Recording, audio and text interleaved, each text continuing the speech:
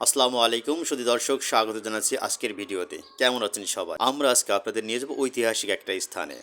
গন্তব্য যশোর সদর উপজেলার রূপদিয়ার চাউলিয়া, যেখানে শায়িত আছেন চেরাগেলি নামে এক আল্লাহর পাগল, যার ছিল অসম্ভব ক্ষমতা। অনেক গুণের অধিকারী ছিলেন তিনি। লোকমুখে তার গল্প কথা শুনতে খুবই আশ্চর্য হয়ে আমরা ছুটে যাই সেখানে, জানতে চেষ্টা করি তার অলৌকিক কিছু ক্ষমতা সম্পর্কে, অসম্ভব সত্য কিছু কাহিনী, যেটা তুলে ধরবো আজকে আপনাদের সামনে। জানতে পারবেন আল্লাহর পাগল চেরাগেলির আত্মকাহিনী। রূপদিয়া বাজারে প্রবেশ করার আগেই হাফ কিলো পশ্চিমে প্রধান সড়ক থেকে একটি রাস্তা দক্ষিণ দিকে চলে গেছে। এই রাস্তা ধরে আপনাকে এগোতে হবে। কিছু দূর যাওয়ার পরেই আপনি চাউলিয়া রেল ক্রসিং পেয়ে যাবেন। রেল ক্রসিংটা পার হওয়ার পরেই সেই কাঙ্ক্ষিত স্থান। শুধু দর্শক, চলতে চলতে আমরা চলে এসেছি চারাগালির দরগায়। ইনি অনেক ক্ষমতার অধিকারী ছিলেন। শোনা যায় অনেক কিছু এখানে দেখিয়েছেন। সামনে একটা পুকুর আছে, এই পুকুরে বিভিন্ন ধরনের সম্পদের কলস জ্বালা এগুলো পুকুরে দেখা যেত। সে এখানে বিভিন্ন সময় জিয়ারত করে, সান্নিধ্যে এসে যায়, এখানে জিয়ারত করে যায়। আমরা আজকে এই মাজার সম্পর্কে বিস্তারিত তথ্য আপনাদেরকে জানানোর চেষ্টা করব। অন্যান্য মাজার থেকে এই মাজারটা সম্পূর্ণ আলাদা, কারণ অন্যান্য মাজার আমরা দেখি উঁচু একটা কবর, সেখানে গিলাপ দিয়ে ঢাকা থেকে অনেক অনেক কিছু আয়োজন, কিন্তু এই মাজারটা একদমই আলাদা।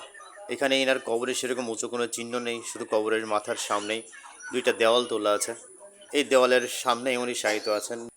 বিভিন্ন গুণীজন তার সম্পর্কে বিভিন্ন কথা এখানে লিখে রেখেছেন। কুতুবে রব্বানী চেরাগ আলী শাহ সম্পর্কে আহমেদ শহীদুল্লাহ সাহেব তার মন্তব্য এখানে লিখে রেখেছেন। দর্শক, এই হচ্ছে সেই আশ্চর্য পুকুর, যেখানে রয়েছে অনেক গল্প কথা, অনেক কাহিনী।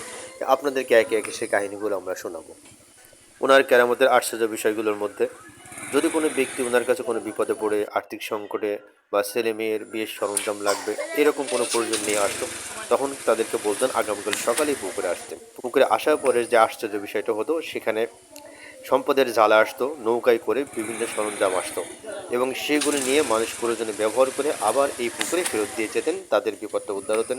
যদি কারো আর্থিক সংকট হতো, এখান থেকে কিন্তু সেরকম সাহায্য সহযোগিতা পেতেন, এবং সেগুলো পরবর্তীতে আবার ওনারা ফেরত দিয়ে যেতেন।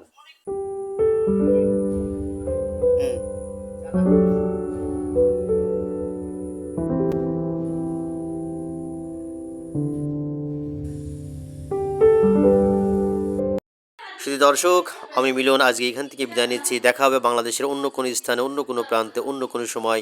সে পর্যন্ত সবাই ভালো থাকবেন। আল্লাহ হাফেজ।